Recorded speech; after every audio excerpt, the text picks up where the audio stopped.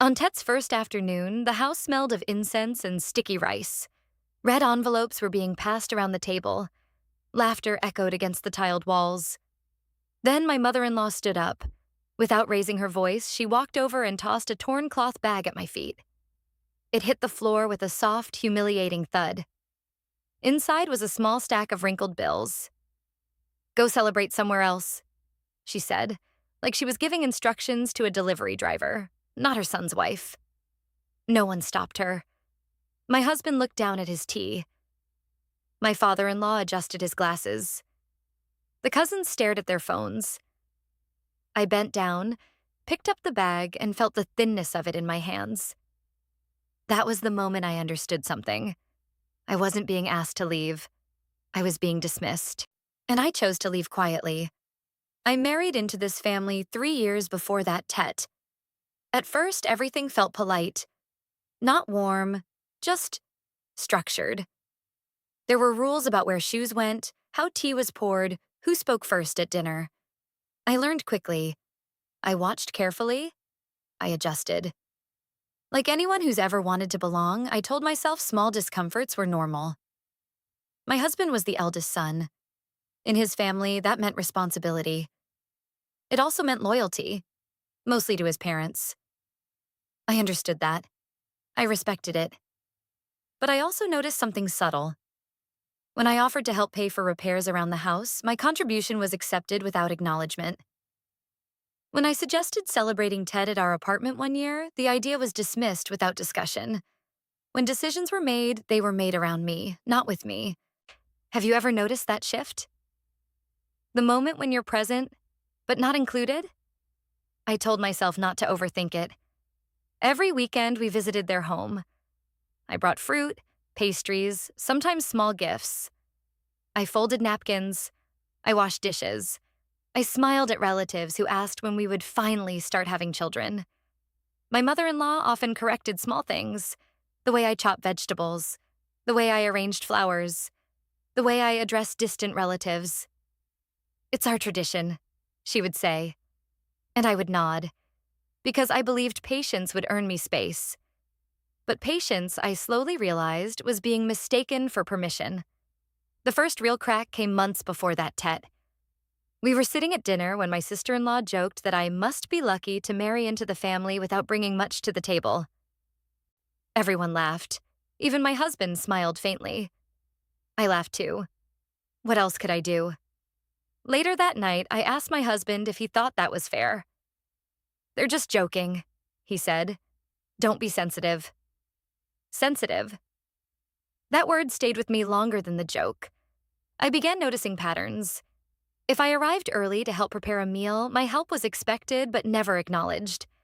If I arrived late because of work, I was not prioritizing family. If I spoke up, I was disrespectful. If I stayed quiet, I was distant. There was no right position, just shifting standards. And still, I tried. I bought new outfits for family gatherings. I learned more traditional recipes. I memorized distant relatives' names. I told myself that belonging required effort, but belonging, I've learned, should not feel like auditioning. By the time Ted approached that year, something inside me had already started to pull back. Not loudly, not dramatically, just quietly. Like a thread slowly loosening from fabric. I remember standing in our apartment a week before Tet, packing small gifts into red envelopes. I hesitated before sealing mine. Why did I feel anxious about walking into a home that was supposed to be family? Why did celebration feel like evaluation? Still, I went. Because that's what you do when you want harmony. And I had no idea that this Tet would be the moment the illusion finally shattered. Tet morning felt heavy before we even left the apartment. The sky was gray, low and quiet, like it was holding its breath. I wore the pale blue dress my husband once said he liked. I tied my hair back neatly. I carried the gift basket in both hands, careful not to crease the wrapping paper. When we arrived, the house was already full. Relatives, neighbors, laughter that sounded slightly too loud. The smell of incense mixed with fried spring rolls drifted through the hallway. Red decorations lined the walls. Everything looked festive, except the way my mother-in-law's eyes paused on me for half a second too long. She didn't greet me first. She greeted my husband. "You came," she said warmly, touching his arm. Then she looked at me. "You're here too." Not unkind, just measured. I told myself I was imagining things. Inside, I placed the gifts carefully on the table. No one opened them immediately. They were pushed slightly to the side to make room for other offerings. I stepped into the kitchen to help, but every space I moved toward seemed already occupied. "It's fine," my sister-in-law said lightly. "We've got it." I stood there, hands awkwardly empty. Have you ever felt unnecessary in a room full of people? Eventually, I drifted back into the living room. Conversations circled around investments, promotions, property values. Topics I understood. Topics I could contribute to. But no one invited me in. When I spoke once, just once, about a business project I'd recently completed, my brother-in-law nodded politely and then redirected the conversation to his own plans. It wasn't hostile. It was dismissive. There's a difference. Lunch was loud. Glasses clinked. Jokes flew back and forth. I smiled when others smiled. I nodded when they nodded. Then, in the middle of dessert, my mother-in-law stood up. She disappeared down the hallway and returned with a small torn paper bag. She walked straight toward me. The room quieted slightly. Not fully, but enough. She held out the bag. "For you," she said. Her voice was calm, neutral. I took it. Inside was a little cash. Not a red envelope, not decorative, just folded bills. And then she said the sentence I will never forget. "Go celebrate somewhere else." At first, I thought I misunderstood. "What?" I asked softly. "This is family time," she continued. "It's better if you give us space." The room didn't explode. No one gasped. No one protested. They just watched. Some avoided eye contact. Some pretended to sip tea. My husband looked confused, but he didn't stand up. He didn't object. He didn't take my hand. He just said, "Maybe it's better this way." Better. For who? My fingers tightened around the torn paper bag. In that moment, I realized something important. This wasn't spontaneous. This had been discussed, planned, agreed upon. Why else would no one be surprised? I felt heat rise to my face, but I didn't cry. I didn't argue. I didn't plead. I simply nodded. "Okay," I said quietly. I walked toward the door. I slipped on my shoes slowly, carefully. No one followed me. No one stopped me. The door closed behind me with a soft click, and the house, so loud seconds ago, felt suddenly far away. Standing outside, holding that torn bag, I understood something I had been refusing to admit. This wasn't about tradition. It wasn't about misunderstanding. It was rejection. Deliberate.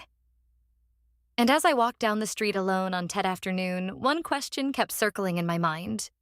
If they were so comfortable sending me away, what else had they already decided without me? I didn't go home immediately. I walked. The streets were still decorated in red and gold. Children ran past me holding balloons. Families gathered outside restaurants, laughing, taking photos, leaning into each other for warmth. And I walked alone. The torn bag was still in my hand. It felt symbolic in a way I couldn't explain.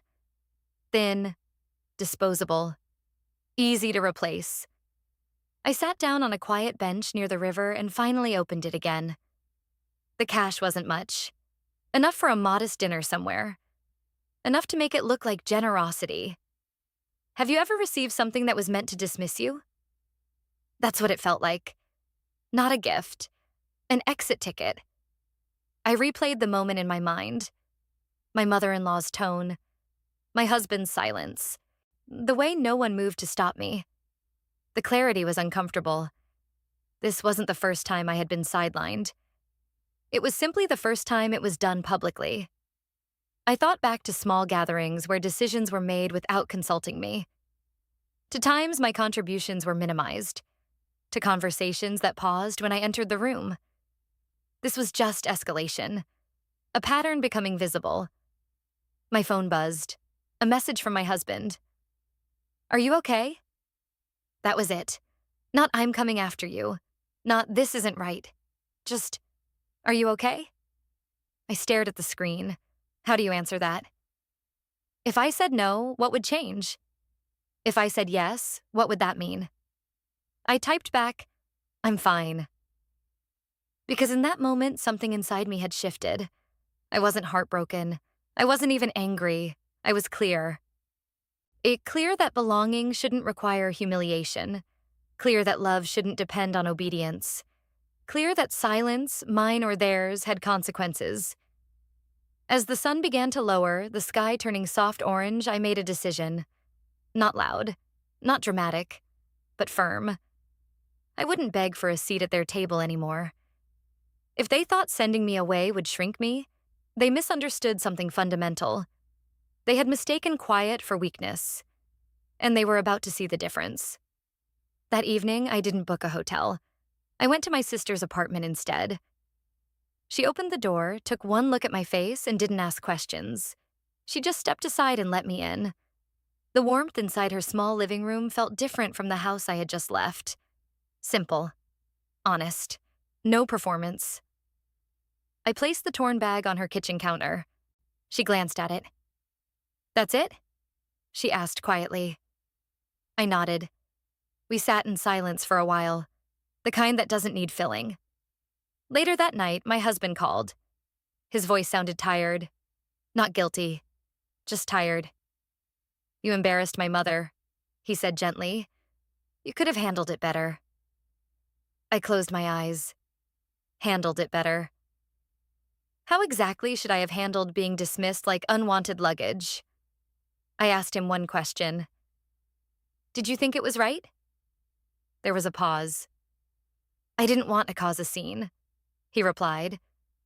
And that was when I understood something fully. He wasn't neutral. He was comfortable. Comfortable with my discomfort. Comfortable with my humiliation as long as the table remained peaceful. Have you ever realized the person standing next to you isn't actually standing with you? It's a quiet discovery. It doesn't explode. It settles. Over the next few days, I stayed away. No dramatic announcements, no angry messages. I simply didn't return. His family didn't call either. Perhaps they assumed I would cool down and come back apologizing. Perhaps they believed I needed them more than they needed me. But distance has a way of sharpening perspective. I looked at my marriage honestly for the first time. The compromises I had made. The times I stayed silent to keep harmony. The small ways I reduced myself so others could feel larger. And I asked myself a difficult question. When did I start believing that peace meant erasing myself? I realized something uncomfortable. I had participated in my own shrinking. Not because I was weak, because I wanted love. Because I believed loyalty required endurance. But endurance without respect is not loyalty. It's surrender. By the third day, my husband showed up at my sister's door. He didn't come angry. He came confused. "You're overreacting," he said softly. It was just a gesture. Just a gesture. Is humiliation ever just a gesture? I didn't argue. I didn't raise my voice. I simply told him I needed space. And for the first time in our marriage, I meant it. Something inside me had stopped negotiating. Not out of revenge, out of clarity. He didn't expect me to say no. That was clear from his face. He stood there in my sister's doorway, waiting for me to soften, waiting for me to fold the way I always had. "I talked to my mom," he said. "She didn't mean it like that." I nodded slowly, intent.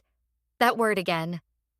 Why is it that the person who causes the wound always wants to talk about intention, while the one bleeding is expected to talk about forgiveness? I asked him something simple. "Did she apologize?" He hesitated. "She doesn't think she needs to." Of course she didn't. In her version of the story, she had given me money, a gesture of generosity. a cultural expectation, a practical solution. But generosity doesn't feel like exile, and tradition doesn't usually come wrapped in torn fabric. That night, I scrolled through old photos on my phone. Tet dinners from previous years, smiling faces, perfectly plated food. Me in the corner of almost every picture. Present, but never central. Have you ever looked back at your own memories and realized you were always positioned just slightly outside the frame? It's subtle, but it's there. The next morning, something shifted. His mother sent a message in the family group chat. Family unity is important. Some people should learn gratitude. No names mentioned, but everyone understood. No one defended me. No one asked what had happened. Silence can be louder than shouting. And that was the moment I understood this wasn't about one torn bag. It was about hierarchy. It was about knowing your place. And I had finally stepped out of mine. That afternoon, my husband called again. His tone was sharper now. "You're making this bigger than it is." Maybe. Or maybe it had always been big, and I had been small. I told him I wasn't coming back until there was acknowledgement. Real acknowledgement. Not explanations. Not cultural framing. Not family pressure. Just a simple recognition that what happened was wrong. He exhaled slowly. "You're choosing pride over family." That sentence sat heavy in my chest. Was it pride to want respect? Or had I simply grown tired of confusing the two? That evening, I packed the rest of my things from our house while he was at work. No drama, no broken plates, just folded clothes and quiet footsteps. I left my wedding ring on the nightstand. Not as punishment, not as a statement, as clarity. Because something had become undeniable. If someone can send you away once, they can do it again. And I refused to live waiting for the next torn bag. I didn't block him. I didn't delete his number. I just stopped responding. There's a difference. Silence isn't always anger. Sometimes it's self-preservation. The first night alone in my sister's apartment, I couldn't sleep. The heater clicked softly against the wall. Outside, distant fireworks cracked through the sky, leftovers from Tet celebrations still echoing across the city. Inside, everything was still. I kept replaying that moment in my head. The torn bag, the cash, the way no one stood up. Not even him. Have you ever realized that the person who was supposed to protect you simply didn't? Not because they hated you, not because they didn't care, but because it was easier not to. That realization changes something permanent. The next few days were quiet. Too quiet. He sent short messages at first. "Are you okay? Let's talk. You're overreacting." Then longer ones. "My mom is embarrassed. She feels attacked. Can't you just let this go?" That one made me pause. Let it go. As if humiliation evaporates when ignored. As if silence rewrites memory. I typed out a long reply once.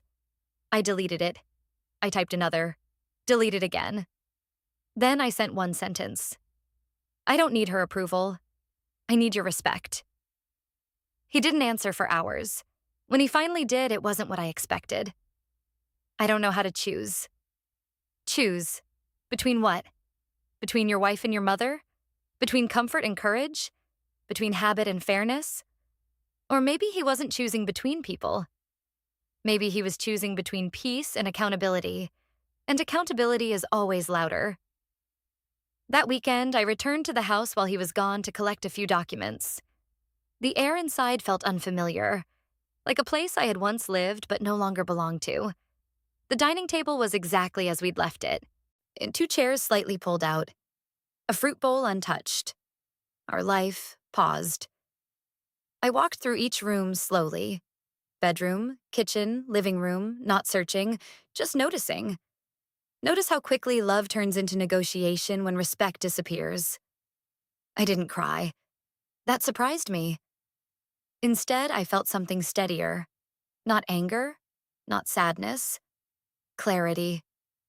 When I left that house the first time with the torn bag in my hand, I felt small. This time, walking out with my documents neatly organized in a folder, I felt different, grounded, because I wasn't reacting anymore. I was deciding. That night, he called again. Can we meet? I agreed, but not to reconcile, to understand, and maybe to say goodbye. We met at a small cafe near the river, neutral ground. No family, no walls holding memories. He looked tired, not angry, not defensive, just tired. We sat across from each other like strangers negotiating something fragile. He wrapped both hands around his coffee but didn't drink it. I didn't think it was that serious, he said quietly. That sentence carried everything. Not that he didn't see it, not that he didn't hear it.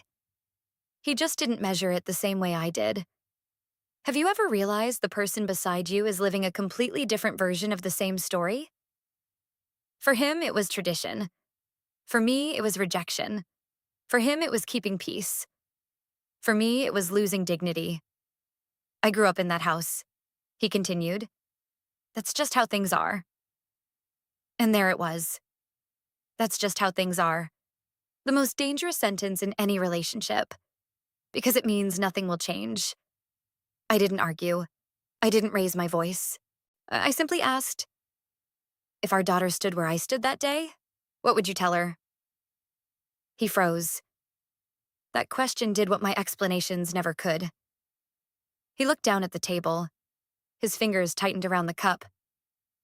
I'd tell her she deserves better, he admitted. I nodded slowly. So do I. Silence settled between us, but this time it wasn't heavy. It was honest. He didn't try to persuade me, didn't promise to fix it overnight. He just said, I don't know how to undo what happened. And that was the truth. Some things aren't undone. They're understood. I leaned back in my chair and felt something unexpected. Peace. Not because he finally understood, not because he apologized, but because I no longer needed him to. The moment I walked out of that house with the torn bag in my hand, something shifted inside me. I stopped trying to be accepted. I started choosing myself. We finished our coffee quietly. When we stood to leave, he asked softly, Is this the end? I thought about it carefully. End of what? The marriage? Maybe. The version of me that tolerated silence? Definitely. I don't know, I answered honestly. But I know I won't shrink again. He nodded, and for the first time, he didn't try to stop me as I walked away. Weeks later, word reached me that his mother had been asking about me, wondering why I hadn't returned, wondering why I hadn't apologized. But here's what changed everything. They didn't see me as someone sent away anymore. They saw me as someone who left. There's power in that difference. Because rejection feels small. Choice feels strong. I still celebrate Tet. But now, I do it on my terms. No torn bags, no forced smiles, no silence mistaken for weakness. Just quiet dignity.